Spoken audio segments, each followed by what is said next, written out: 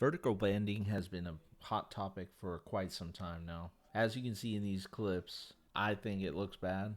This is with a OLED 83-inch A80L. My name's Fernando with Tips and Trips, and just kind of annoyed. What do you guys think? As you can see in these clips, you can see a lot of vertical lines coming down on slightly gray to dark scenes. And it becomes annoying, especially when you're playing The Last of Us Remastered Part 2, which is supposed to look amazing on an OLED.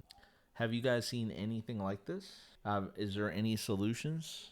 The only solutions I've come up with is to just run it for hopefully 100 hours and hopefully it improves. However, I've heard a lot of people saying that they can do a panel refresh under the expert settings in the Sony menu.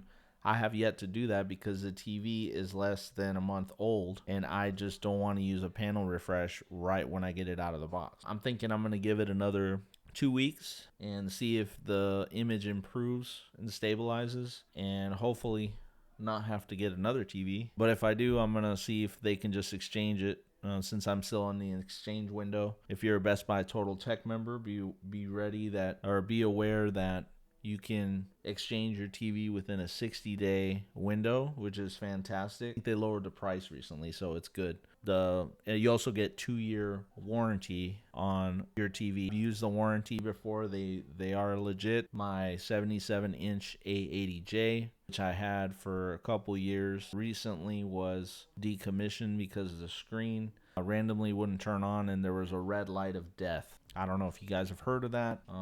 There was a red light and the panel would not turn on. So Best Buy came out, inspected it, and they agreed that I was able to get a credit of my choice. So I chose the 77-inch A80L at first, and then I was like, well, I want to go bigger, so let's go 83-inch. But I think I might regret my decision because of this banding.